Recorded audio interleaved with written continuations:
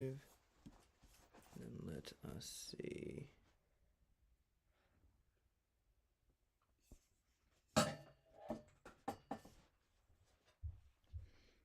All right. Hey guys, welcome. Today I am in the DC area and we're going to be talking with Nick Singh, who is the author of the book Ace the Data Science Interview. What's up, you guys? How's it Uh, going?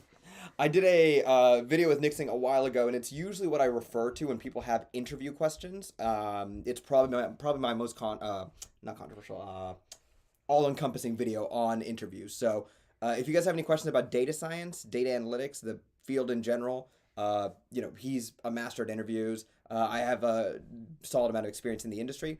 Feel free to start leaving them inside the comment section or the chat box. So let us just make sure we have access to this, or actually, I prefer to watch this. Okay, so let's see what we have over here. Hey, Lil Tart and Tun Mei, great to see you again. So, hello, can you talk about Master School? How the course is delivered? What project can we do? Okay, so basically, for anyone not aware, this is a boot camp that I'm launching, and so there is a description, not in the link of this video, but if you go to like my previous video and the one before that, there will be a description in that, or a link in that description. Basically, the course will be delivered over lecture, so Zoom, and a like a video format basically that you can access online. And as far as GitHub page that you can create, I mean, you will be creating projects as part of the course, so hopefully that answers your question. And there will also be like a Slack channel that you can access, that you get access to me, you get access to other instructors who will be teaching the course. Also, you will have access to a Zoom call. That's it, a Zoom call with myself every week of the course. That way we can go ahead and contact each other. So let's go see what other questions we have. Okay, so hello. How to start a job search for freshers? Okay, so let's see if we can modify this question a little bit. So for anyone that has joined these live streams, you know that I like to have questions that are a little bit targeted. What I also like to say is that the experience that Nick and I have, and feel free to correct me if I'm wrong. We're both, we both work in America. We both up in America. So a lot of our job experience, while a lot of it is transferable across borders, some of it is going to be like, we learned how to get jobs in this country. As far as how to get a job for freshers, so let's go ahead and do. I'll ask Nick two different variations of this question. So I'm a freshman, or sorry, I'm a senior in undergrad. I want to become a data scientist of any kind, right? Not necessarily at a big tech company. Right, right. What would you recommend that I do if I have, say, a relevant degree? Let's call it a CS degree. Yeah, no, for sure. So many people face this situation, and getting your first job is always tough. Doesn't matter what country, where you are, it's really tough. And I think Amandeep's also asking about that. How do you get your first work or that internship? I'm a huge fan of portfolio projects, and you heard me talk a lot about this in the past. I think that besides just learning the hard technical skills using Coursera or watching your videos, um, building portfolio projects that actually exemplify the skills that you have and put forth that in a public place such as GitHub or a public Tableau dashboard really help you out because it gives the hiring manager and recruiter something concrete to go off of, something that really demonstrates that, hey, like, you know what, even if this person took a class, like, they can actually do something.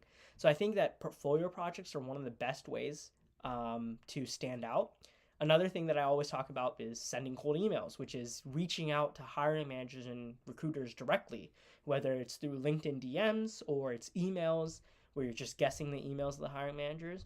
Point is that when you're able to write a really crisp, specific message to a hiring manager and send them a relevant project that's relevant to the company, that's relevant to the position at hand, they're going to be excited about you. And that's one of the ways to kind of stand out compared to experienced candidates who might already have work experience. It's by making these projects and showing them. Nice. And okay, let's say I want to create a project of some kind, right? How did you go about creating your projects for your portfolio? Yeah, I mean, I followed my passion, right? So I love hip hop music, and I used to DJ. So I used to be like a Bollywood and hip hop DJ back in the day. And so I built a game kind of around betting on different hip hop artists, sort of like fantasy football, but for music. Um, yeah, but that's kind of, yeah, raps.io. We have the poster here. Yeah, you can bring it up. Just kind of sitting in the studio. I don't know if you can see that. I'm just guessing it's on camera right now. Yeah. Let's hope it is. Okay. There we go. something. Oh, yeah. Oh, Okay, hey, okay, that's yeah, cool. that works. Yeah. We could. Wait. That could be like a thumbnail. Like, put it Oh, back yeah, up. yeah, For a later yeah. video. No. I need your face in it too, Shashank. Oh, wait. Yeah, there we are. Yeah. Hey. There we Okay. Good. Okay. For future, I'm sure that's gonna come up handy. That Oh, yeah, little for screen sure. grab. I'm gonna put it up on LinkedIn later. Anyways, man, I just followed my passions, and I think that y'all should do that too. So if you're really into sports, you're really into basketball, you're really into music, there's so many cool data sets out there on Kaggle, or that you can scrape yourself, or just work with. So I think that's like one of the best sources, following your passion and looking for data sets that are in that domain, and using that to base your project on. Sweet. Okay. Well, no, that makes that's some great advice over there. Let's see what else we have over here. So we just went over the question of like how to get a job as a senior in college, what you should do then. But a lot of the advice that Nick gave would apply to even experienced hires. At the end of the day, I think what he's kind of saying, if you had to like really shorten it, is that you need to find unconventional ways to give yourself a bigger advantage. If you're not one of those people that just like I have a friend who went to UT Austin. And this, one of the smartest guys I know, basically excelled all the time. And so opportunities just kept coming to him. They were like very easy access for him. Again, because he put in all the work for that, right? And we were having a discussion about this a couple of years ago. And if you're not one of those people where you're performing so well, so consistently that, success begets success, then you need to find these other ways of differentiating yourself from the crowd. For example, if you go to college and you're like, an all-star student, like companies will come to you instead. You really don't have to do anything. So that's why, these techniques, but only so many people can be all-star students, right? So these techniques are great to see how the rest of us can, get into the field. Paula, welcome. Thank you for joining. Yo, shout out Muhammad, man. He just got his first job as an analyst. Oh, He's nice. At his work. Nice. That's a huge thing. That's awesome to hear, Muhammad. The whole point of this channel, I like to tell people, is to get people jobs. That's the only thing I care about, get people good paying jobs. Hopefully in analytics. Which is also the goal of the book. Shameless plug. But yeah. Actually, let's do it like this. Okay, so if we do that, and then that, then we'll know what we're... Oh, okay. Yeah, then we'll know what's there. Okay, cool. So... And then Zizo, we covered this already. Like, pick projects that are based on your passion. Like, you're already into movies or video games or basketball. Like, there's so many data sets out there that are waiting to be mined and visualized and analyzed. And you can scrape your own data sets. So it's not even like these projects will have been done 1,000 times, because there's just so much data out there. Especially if you're like interested in like a pretty mainstream hobby like music. Like, there's insane amounts of data on that. All right, Lil Tard. Oh, this is a great question. Okay, so I've been accepted for master school, so my boot camp, but have no degree. Is a boot camp enough to break into the industry? So here's something really interesting that I learned fairly recently, right? Like if anyone has ever watched my live streams, you'll know that I am constantly trying to figure out, where does my degree apply? Like, where did my education apply to me getting this job? It just seems that I needed this education to get past the recruiter, but in no way am I using what I learned in college in the workplace. Now the thing is, I have a friend who works in it's not really HR. It's kind of HR consulting. Basically, they help create pay packages for everyone from like bottom level analysts to top level executives. And I was having this discussion with him the other day, and he mentioned something along the lines of, like a lot of tech companies, especially big tech companies, are starting to see that there is not enough talent for what they're expecting, and colleges don't train people for the workplace in many degrees, not all degrees. So if you go to like business school and stuff, it's a little bit different. But for example, I have a chem degree, and I'm in the exact same place or further along my career than basically anyone I graduated with. So, crushing it. It's it kind of goes to show that, this idea that you need the degree for like a lot of jobs, not all jobs, but a lot of jobs, doesn't make much sense. And he was saying, like the package we're putting together now, we're starting to see that not everyone necessarily needs that degree. So while I always advise on my channel, if you are able to get a degree, go get a degree. Just, it'll make your life way easier.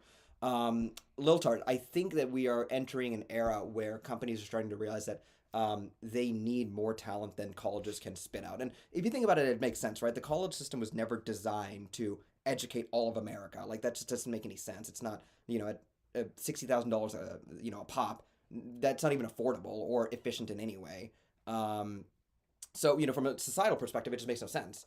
So it is changing. And one thing I will say though, he also was very specific about this, is usually what they'll do is that they'll say instead of 5 years of experience with a college degree, they'll say something along the lines of 10 years of experience, or sorry, 7 years of experience without a college degree. So packages are starting to come along like that. So to bring that all together to answer your question, it's going to be more difficult, but it's totally possible.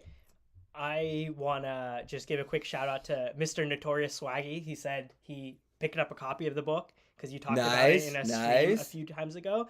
And then also Samer also has picked up a copy of the book, and he's loving it so far, which is awesome. And he asked, why and how is it all bright and red?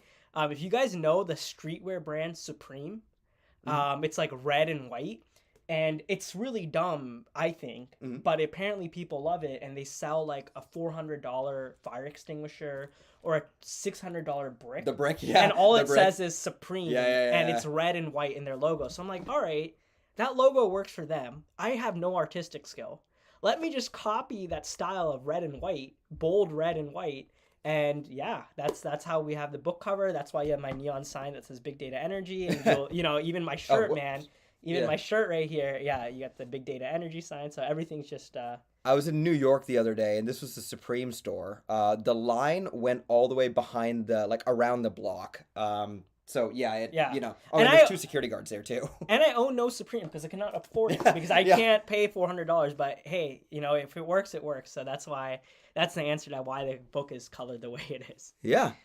All right, let's see what I didn't found.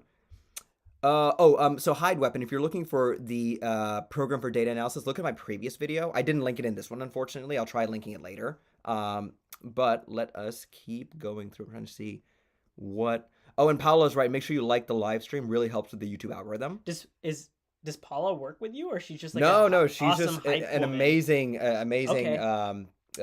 Subscriber from almost... I think she was there before I cracked 5 figures in subscribers. So yeah, I feel like Paula, did we do a live stream too when she was probably on that one too? Yeah, I feel like I recognized. Yeah, we talked, or maybe we're even connected on LinkedIn. And by the way, guys, feel free to hit me up on LinkedIn. I've got 85,000 followers on there, so it's just Nick Singh. Maybe we can drop a link to my LinkedIn, but yeah, that's where I'm most active. So I think Paula and I might already be connected on LinkedIn. All right, So if you don't have tech or computer science degree, so technology or computer science degree, how to compete with people for data analyst roles, because someone with a comp sci tech degree are more capable from the minds of HR? That's a great question. I think you're well equipped to answer that. I mean, it's true. What can you do, right? Unless you had a time machine, you go back and change your major or something. I mean, it is true. And how do you make up for it is portfolio projects and then online education. We live in this crazy era where it's like back in the day, you couldn't have self-taught yourself some of this stuff, but we live in an era where these textbooks are online and free. YouTube is free. Coursera, so many things are free and out there and open, and you can honestly learn a lot just through that. So I wouldn't let that hold you back. What I would do is, find ways in your own degree, if it's in economics or business, that you can find more data-y classes, because there are business analytics classes or accounting analytics classes. And then also find ways to kind of extend the Excel work, because, these classes should be teaching you Excel, basic business classes. Find ways to kind of use some of the more data sciencey features in Excel, because they are there. And I think someone else asked, hey, CRM asked, is it possible to get a job just with Excel, SQL, and Tableau? And I'm like, absolutely. For a data analyst, that's all that's expected. Yeah, for a data analyst, you totally can. I've seen it, and I've placed people myself with those skills who have never touched really R or Python or really heavy programming. R and Python's how you take your career to the next level in this field. Yeah.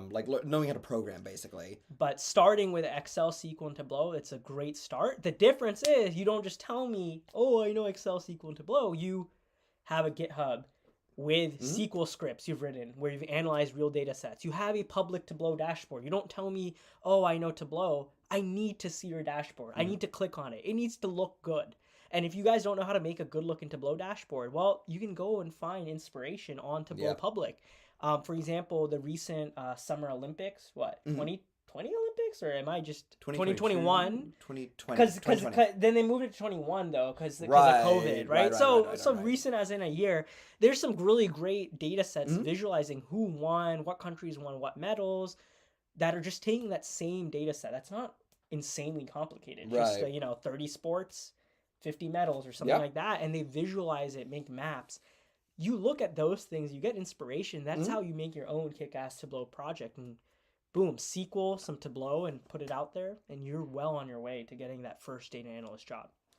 KB2 asked an interesting question. What's the best book for the field for a new person entering? So the book I recommend to literally everyone is Storytelling with Data. I think that's a book that is not read enough by people. And I think it's the most important book, not just for data people, but anyone that works with data. So in business or whatever, mostly because it is tool agnostic and it is role agnostic. So it talks about concepts that are anyone can apply, quite honestly.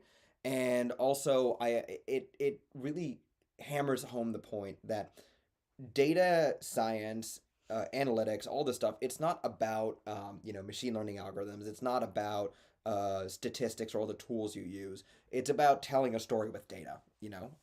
And I think the way that they framed it, Cole Knapp, like the author of the book, really does a great job hammering home that point. Actually, if you guys are interested, I have an interview with her from like three or Oh four videos yeah, ago. yeah. Yeah, I yeah, feel like yeah. I just saw that. And I Yeah, was it was like, really cool. Yeah, because I remember that was the first book I read when I entered the workforce, and it's what my boss told me to read. Amazing read. I highly recommend it for anyone that's getting into the field, or even if you're experienced in it. It's easily my number one recommended book because of just how wide and like anyone can read it and get something out of it. All right, so I like this question from Ariel saying she looked through all these data science jobs on Indeed, and all of them required at least 1 year experience in SQL. And I agree. You're gonna see a lot of that. mhm, Just so you guys know that 1 year SQL experience can be rounded down to to zero. zero, Yeah. or it's basically saying that you should know some SQL, but it doesn't literally Right. mean you need Yeah. one continuous year of it. It just means like you need to be able to do Do SQL. you know SQL? Yeah, yeah. That's Yeah, their way of saying e- like we're not going to teach it to you. exactly. You So know? I just want to let people know that because people are always like, wait, if every job requires a 1 year experience, then Yeah. how the hell do I get that first year of experience? So just want to put that out there. And again, for people who are want to display that they really do have that SQL experience, because as Ariel mentioned, it's so in demand knowing SQL.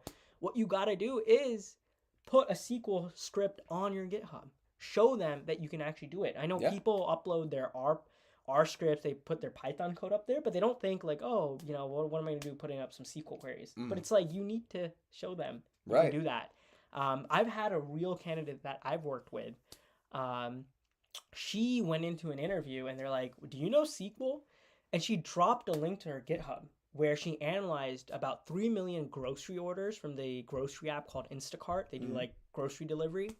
And they have their data set on Kaggle for 3 million grocery orders. And she analyzed that using SQL, and she put those SQL queries up on her GitHub. And right in the interview, when they asked, like, hey, like, how familiar are you with SQL? And by the way, she's a public health major and coming Mm. out for her first job. So she didn't know Wow. coding.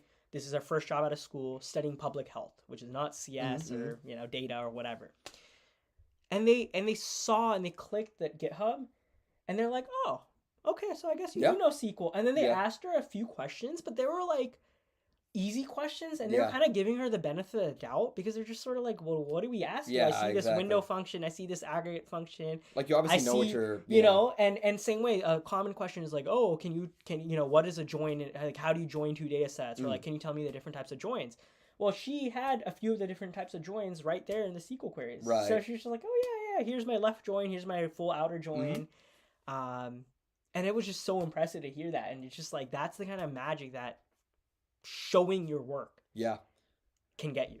And make sure you push it in front of the people also. So, I'm on the other side of the interviewing, the interviewing window a lot of the times, right? Yeah. Just because something is on your resume, even if it's a clickable link, doesn't mean people necessarily look at it.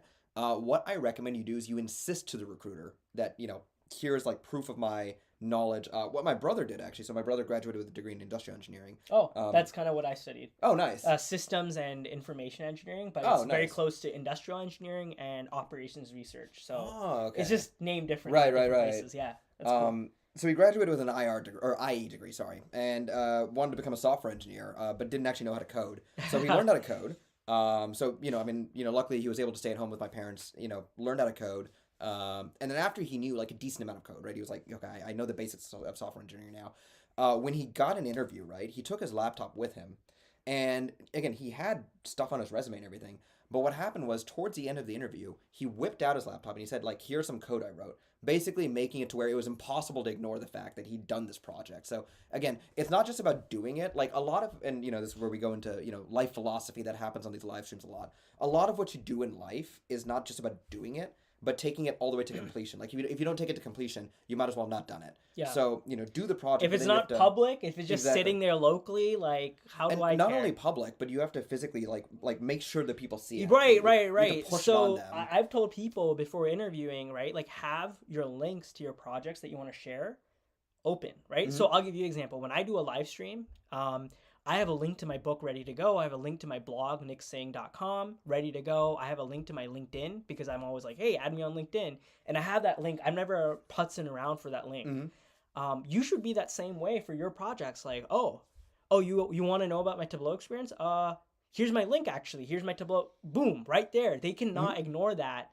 And it's such a subtle way of just like Right. stepping above it because they're not going to be like, oh, can you see a link? No, you're just like, oh yeah, here's the link. Right, right. Drop it in the Zoom chat. They're not going to be like, oh, sorry, I'm too busy. I don't want to see it. No, they're Right. always going to be clicking on that when you bring it up. Be your biggest advocate because no one else will advocate for you. Now, And that's some truth. That's some truth. Yeah. actually, I think in either in your book or somewhere else I read, always be friendly to the recruiter because the recruiter can be your advocate, and that's where yeah. We talk about that. you in push the your book. links to the recruiters as well.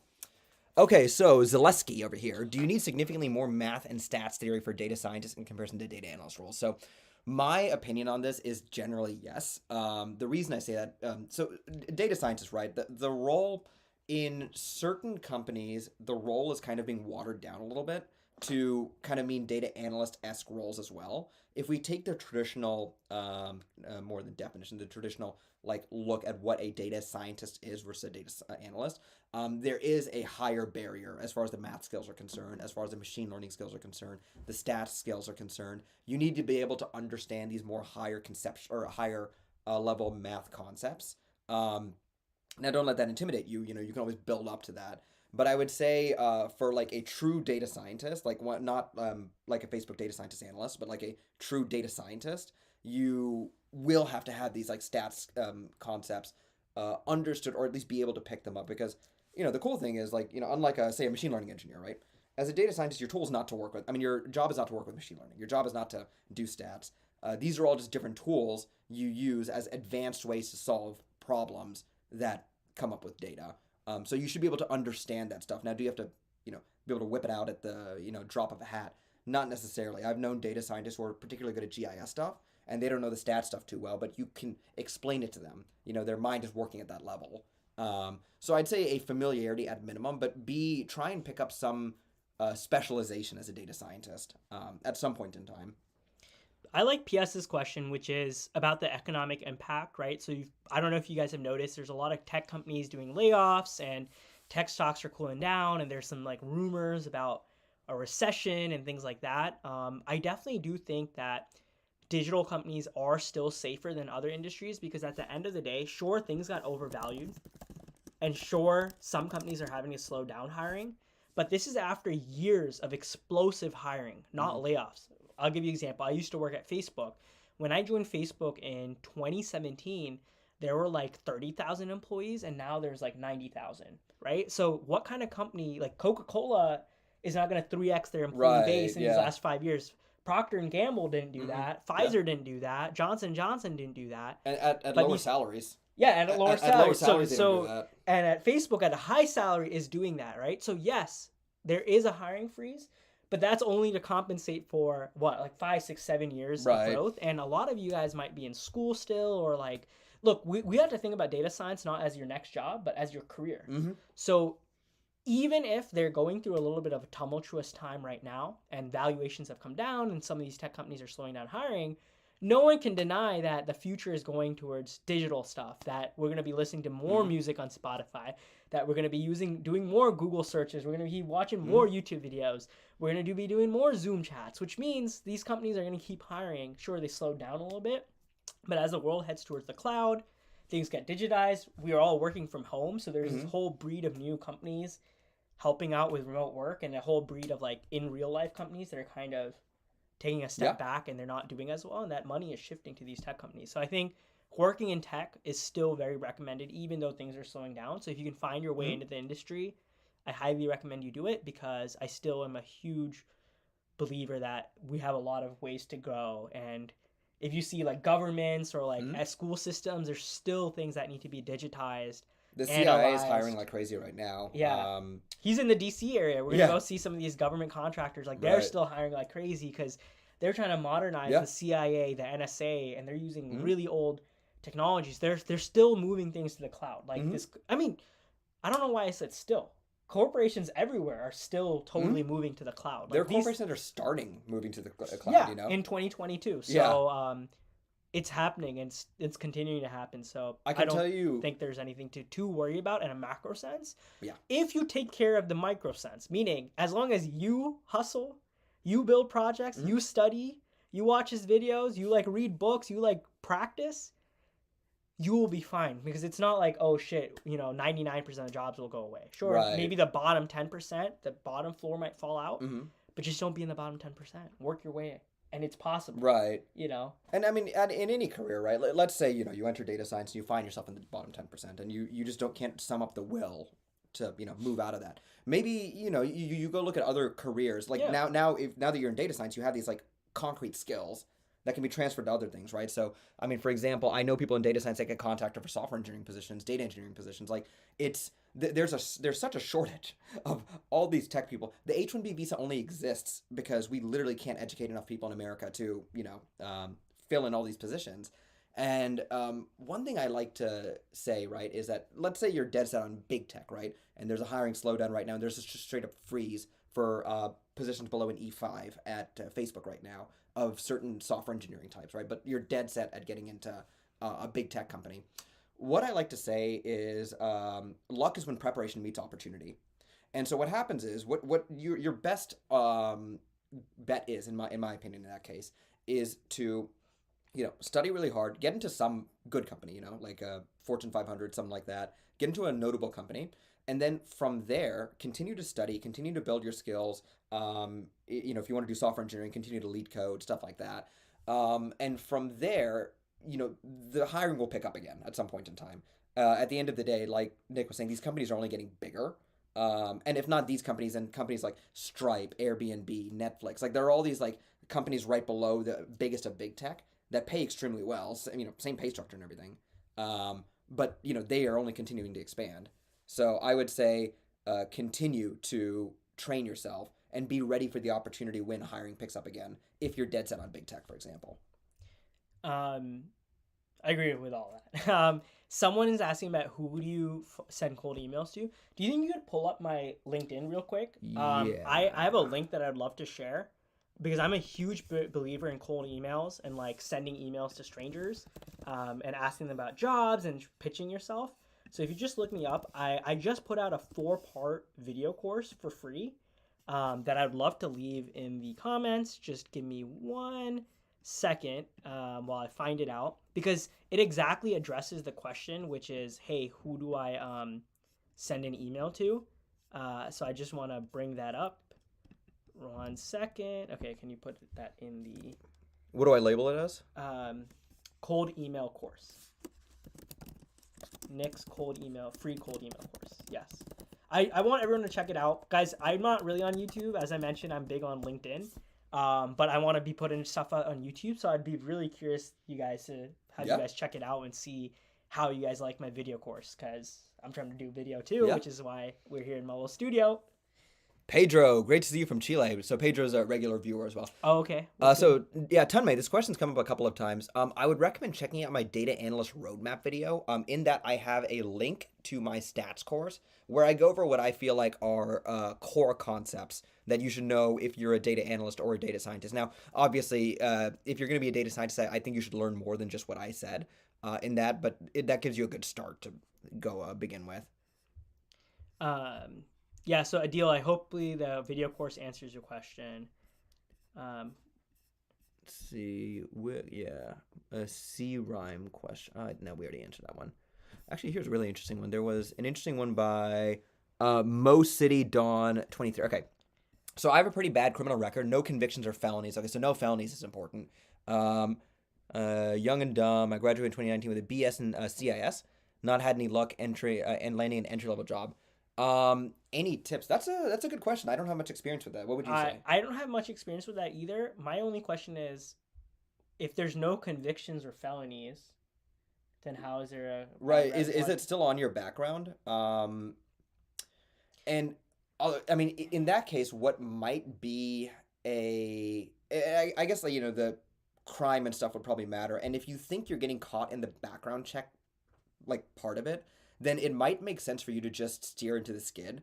And then in your first call with the recruiter, just straight up come and say something about what happened and why. But but make sure Mhm. you are getting stuck in the background check True, process, true, true, true, because true, true, true. I know a lot of people who frame maybe not this kind of question, but they're like, I have this problem and that's why I'm not getting Hmm. jobs. And it's like, no, you've misdiagnosed yourself, or you're Mm, using that as a crutch to be like, oh, I can't get a first round interview because of my record. It's like, well, right. they don't check that, right? So I I would want to also ask about that, That's a good because question. um, another thing I could recommend is go on Upwork, Mhm. freelance, like Yes. freelance, work part Yes. time, get some stuff No out one's doing there. any background checks over there. They're not doing background checks. They don't really care. Open source, Hmm. and you work in public, you get crazy opportunities in Yeah. a different kind of way. Put So stuff on Kaggle. You know what? Maybe this is the route for. I mean, like a blessing in disguise might be a bit of an exaggeration, yeah, it's probably not great, but but the I have known people who, for whatever reason, corporate America, which is not really for them,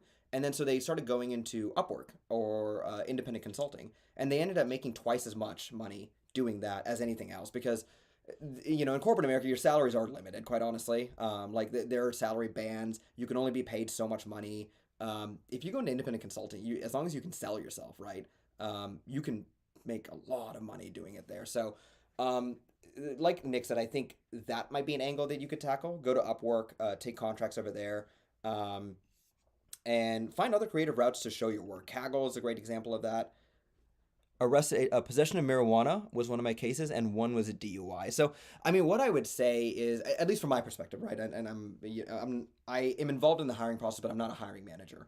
That kind of stuff doesn't bother me from a criminal perspective. Like, it doesn't say anything about you are an unreliable worker. Like that doesn't, it doesn't say anything about that to me. So it if you are confident that that is what is stopping you from getting the jobs, the background check, it might make sense for you to just steer into the skid, mention that, and then be very clear about how this is not at all a reflection of who you are today. Especially you're saying that it's been a while since you've been last arrested. Um, but I would also say see if you can find some resources on stuff like this specifically. I mean, I'll be 100% honest. I've never been arrested, so I just don't know. I Um, also don't have much experience with this. so see if you can find some local resources. I know that. So I was in New York recently, and there were a bunch of posters where they were specifically helping people who were, convicted felons. But I don't see why the people would not give resources to anyone else about getting into the workforce. Outside of that, I think a great bet would be getting onto Upwork. I usually don't recommend Fiverr, but go check it out. Um, Yeah, Up, Upwork is probably better. yeah, Upwork is what I usually recommend. Again, as long as you just have to convince a person you can do the work, and obviously execute on it. And then from there, you're gold, and that's literally a full time job for a lot of people. You can literally make a full time job off of Upwork. I would recommend getting off it at some point in time. That way, you don't have to give the Upwork 10% tax in addition to your federal taxes, and you just lose a ton of money on that. Um, but that is a very valid route, and I actually, yeah, it is public knowledge. So Ben, the Seattle data guy, he actually is a consultant, and he does that instead of the full time job. So, it's a very valid route to going forward with that. I just met him. Well, Cool not in guy. person, but yeah, Yeah. yeah, he's No, a really, nice really cool guy. guy. So And his if you're looking for good data engineering resources, his stuff is amazing. So I need some help with some data engineering stuff for some projects I have at work. I watch all of his videos. They're really, really good. yeah, so that's Seattle data guy. Siddharth Kapoor, what are websites for a fresher as a freelancer except Upwork? So I personally, and I know this is gonna sound kind of contradictory to what I just said. I personally don't really recommend going straight into Upwork if you are brand new into the field. I would recommend getting a little bit of corporate experience if you're able to, and then from there, then you'll know what people expect in the corporate world. There's certain things that again school just doesn't teach you because it wasn't designed to that you learn doing your first job. So I would recommend working for about a year full time, and then from there going into Upwork. Once you have an idea of like, okay, what do directors expect? What are reports that are useful for people? What are things that are useful for people?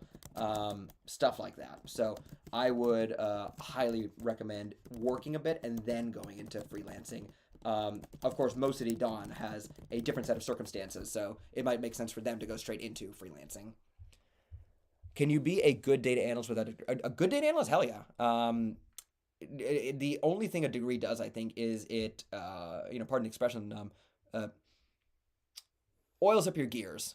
Yeah, it oils up your gears. That way, it's easier to pass recruiter checks and stuff like that. But from a actual practicality perspective, I'm not confident that degrees actually do all that much. I personally have never I've never experienced it, nor have I met a single person, literally a single person, who has said, "Yes, my degree was very useful for me getting a job outside of, passing a recruiter check." Um, not saying that there's no one like that. Just I've met a lot of people in analytics, and I'm yet to meet anyone that's like, this was exactly what helped me get my job. All right, so Upwork has kind of been flooded with fake. Really? So what is a fake job posting in Upwork? I'm maybe not guilty of this, but Uh, maybe slightly, where I put up a job that I think I want to hire for, and mm, then I'm like, eh. So mm, I don't know if that's what you mean by fake, or if you literally mean fake, like it's a scam and they're like stealing something. I right, haven't heard of right. that, but one thing though, Pietro, is like for fake ones is like you should at least be able to see me as a hiring manager on Upwork. You should see that like I have done like 13 contracts with good Mm. feedback and paid out like $40,000 on Upwork. Yes, yes. So then you should be like, this guy's probably real. He spent Right. 40K on the platform. He's not gonna be Mm. bad. So I think that's one way to filter out for scams. But Degrees make more sense in government contracting or pay. Oh yeah, no, that's yeah, fair. That's fair. absolutely That's true. fair. Um, Absolutely true. yeah, and there, I mean, And they do offer legitimacy and but like I like boot camps for their value yeah, prop of like, okay, instead of a 4-year degree or 2-year degree, let's do this for a fourth of the cost and a fourth of the time. and guarantee you a job. Yeah, and but the thing is, even if it doesn't work, let's say you mess up, like it Mm. doesn't get you what you wanted. It's like there are people who mess up after spending a 2-year degree or 4-year degree who Mm. can't find a job. You know what I mean? True. So True. it's like why, people I think are unfairly harsh to a boot camp. Mm. When you look at it, well, it's like, well, it's one fourth the cost, one fourth the time of a degree, and its placement rate is not going to be one fourth Yeah, it's of a significantly degree. higher. Yeah, it's Well, going to be colleges even don't if it's guarantee two. anything. Yeah, because You know. colleges don't guarantee. So if it's even 2/3, people can't be mad. It's not 100%. It's like even 2/3 is amazing for like in 6 months changing your life Right. for maybe $15K when college would have been a lot more. Unless you're in business school. So I went to Emory, and Emory's business school. They didn't guarantee you a job, but the Emory Business School bragged about their 90% placement rate right after college. So, and that makes sense. I mean, business school's literal job is to put people in jobs. And it's like I think it's the only university program I've heard of, like business schools, where they basically guarantee you a job. But that being said, again, let me be very clear about my position on college. If you are able to get a degree, you should get a degree. Is definitely my stance on it. Like I'm talking like bachelor's, right?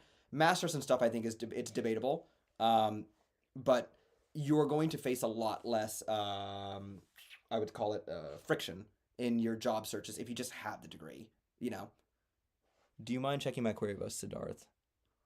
Upwork has fake ones. They ask the employee to pay. Oh heck no! No, You should never pay. yeah, yeah. Um, He's saying maybe he's referring to what are my other. websites. I don't know. I think the first thing is like we just say Upwork. Yeah. The real consultants happen through networking on LinkedIn, Yes. through Yes. meetups, through in Or person. networking on Upwork. Upwork has their TOS, their terms of service. I can tell you from experience, a lot of people just don't listen to them because think about it this way: if you get like 3 good contracts and then you get kicked off the platform, who cares at that point? The Yeah. networking opportunities from that like don't. But he's 100% right. Yeah, at the end of the day, the people who pay out the most are when you network and build out those connections. Upwork, in my opinion, is just kind of how you get started. Yeah, how you get started. So that's why I think it's an over fixation. Like, oh, what are Right. the other websites like Right. Upwork? Like, it's if you can't make it work on Upwork. Either it's how you get started or it's how you get beer money. So for example, if like it's really just to go party on the weekends, which no shame in that. That's literally why I did Upwork. It's great because you do these small contracts and then like whenever you're like, oh, my bank account's kind of low, just go do an Upwork contract and you're good to go. Seaborn or Matplotlib? You have to know Matplotlib, unfortunately, because it's the standard in the industry. But Seaborn's way better.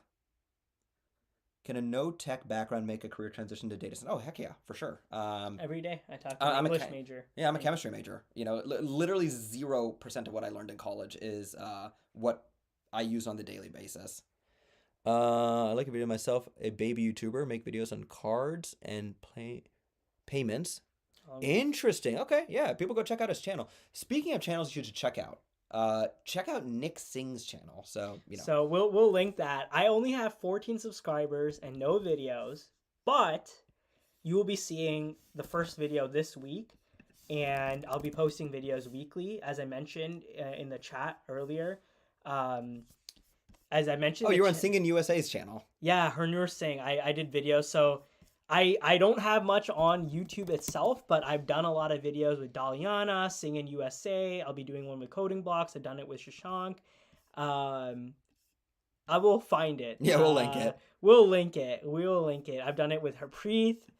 Man, that's unfortunate. I can't even find my own link because that's how small it is right now. But I'm putting out a bunch of stuff. But in the meantime, follow me on LinkedIn. If you can put them in my LinkedIn. Yes. Because LinkedIn is actually where I've already put up some of my videos. And I think they're really well done, to be honest. So I'm really excited to like get bigger on YouTube. Because as I mentioned, I have a book, Ace the Data Science Interview, but video feels a lot more alive.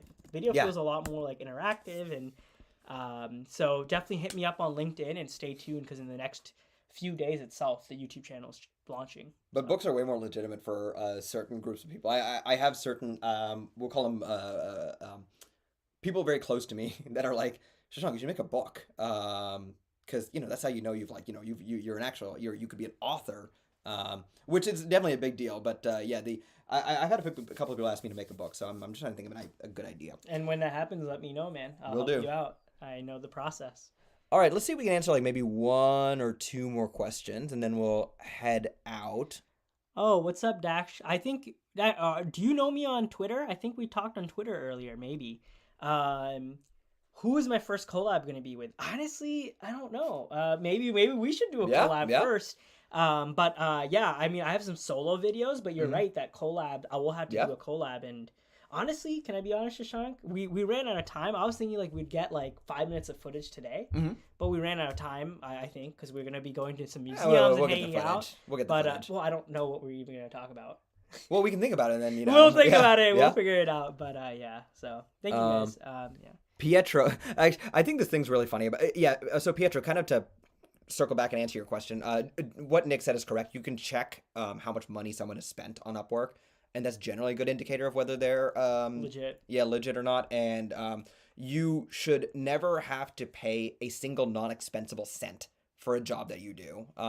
Any money you spend, the client should be paying. So, for example, you might have to set up a server or something on AWS, and that costs money. That the client has to take that on. You're not supposed to pay for that.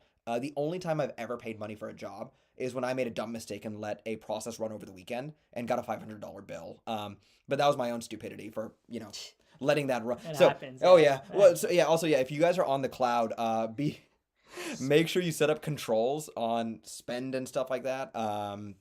Because that stuff can get really expensive unknowingly. Mahesh asked, which is better, unpaid data analyst internship or learning at home? See if you can make it paid, but Yeah. if it's unpaid, then probably still the internship, because that, I hate to say it, but that's kind of how it is. Like you I'm and and I see the logic of it, but I'm kind of very much of the opinion that above a certain age, right? Like above the age above the age of 18, all labor has to be paid. You cannot ask for free labor from anyone. I'm kind of that opinion, but you know, if you really believe in it, you could grind it and it could be good experience, but I fundamentally believe all labor has to be paid. okay, but given this situation, I would still go with the unpaid data analyst internship if you can't make it paid, just because it helps you.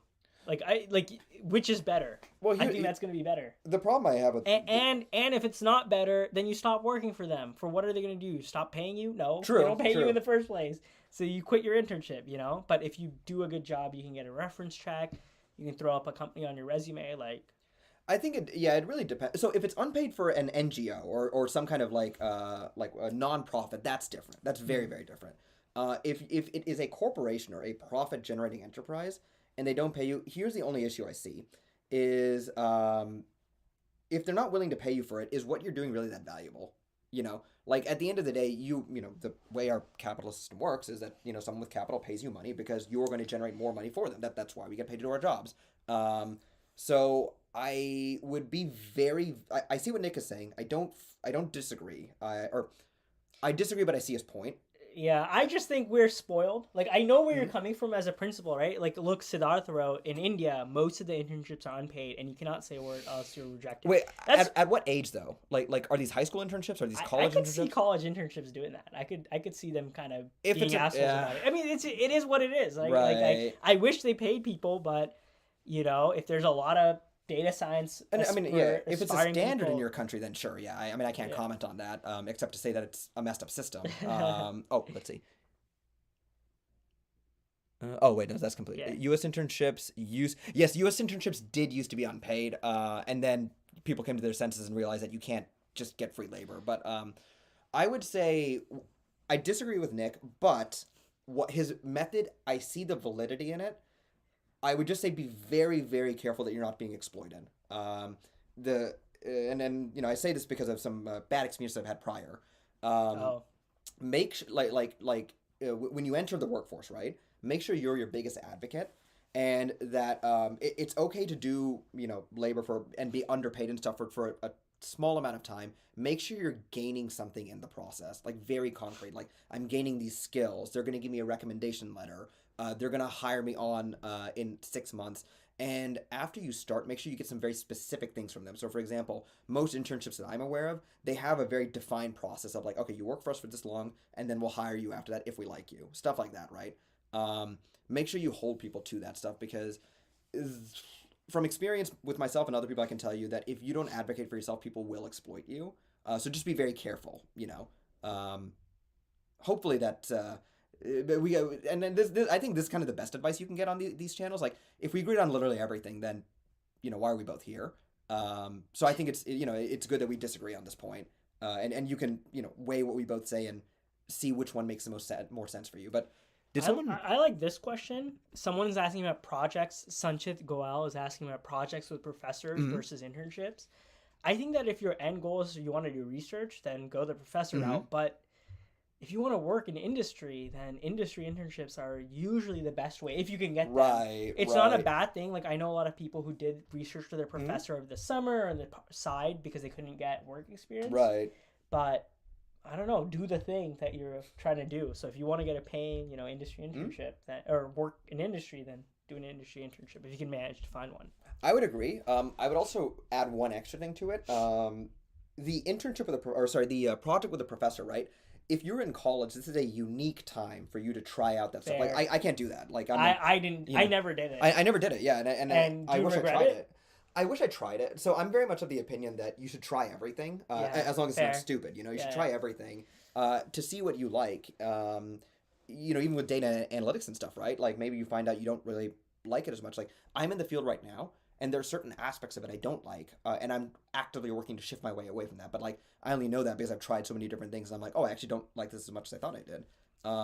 So I would also give the point that even if an industry internship might be more logical, think about the fact that once you leave college, the opportunity to do that professor project doesn't exist anymore for the most part.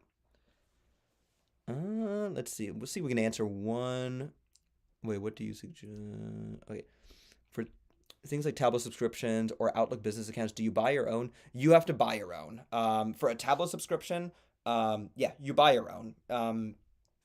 That's the cost of like your business. It's like your office space, right? You wouldn't expect your client to pay for your office space, right? In that way, your computer, your Tableau subscription, anything that you can use for multiple clients, you have to pay for. Now, an AWS account, like spinning up an S3 bucket in AWS, that's for a specific client. Hopefully, hopefully you're not mixing multiple clients stuff into a single S3 bucket. That would be an absolute disaster. So the way I kind of like to split out my consulting stuff, when I used to do it, I quit now, but when I used to do it is anything that I could use for multiple clients, I pay for. Anything that is I can split out by client, the client pays for.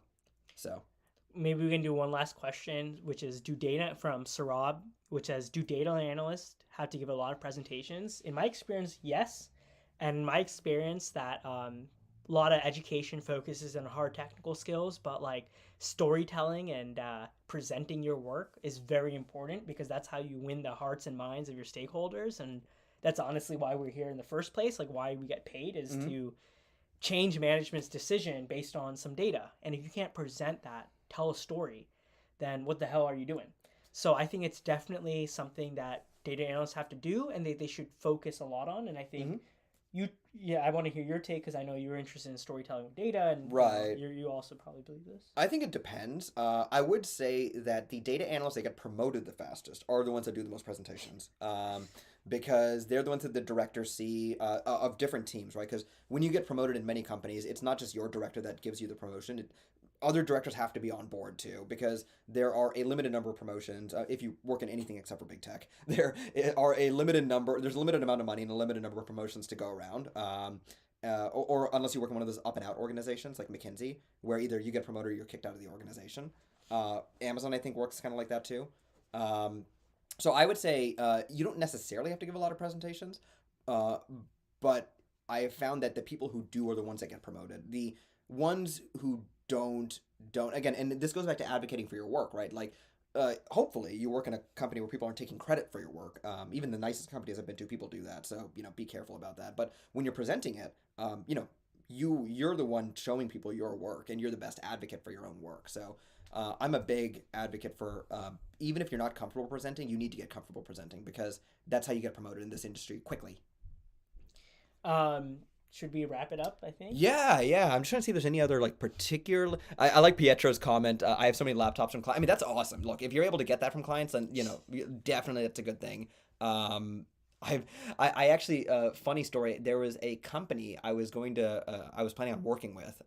It was a startup, and they wanted me to provide my own laptop. I didn't work for them because the idea of buying my own gears, again, they should provide me with all the gear I need for a as an employment thing, because it's not independent consulting or anything.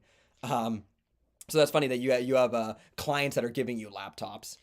I think we can close with this last one from Christopher. Any books you recommend? It actually is a great book. I do recommend it. So it is. I have a friend that's trying to break into the industry, and I gave him my copy of it. You gave away your copy. No, exactly. So I actually needed my copy. Is that a good thing? You just gave it away. If it was so precious, you'd hold it. So the unfortunate thing is I needed to reference it, but I didn't have it. Well, so we can pick up one. We got some extras right here. All right, guys. But thank you guys so much for joining. I hope to do more of these collaborative live streams again. If you see us conflicting on certain pieces of advice, like anything in life, I think you should take in all the information and then make the decision that makes the most sense for you. And I mean, if anything, in my opinion, that's what makes these live streams even interesting. Otherwise, it's just two talking heads saying it's like Fox News basically. It's just a bunch of talking heads saying the exact same thing. So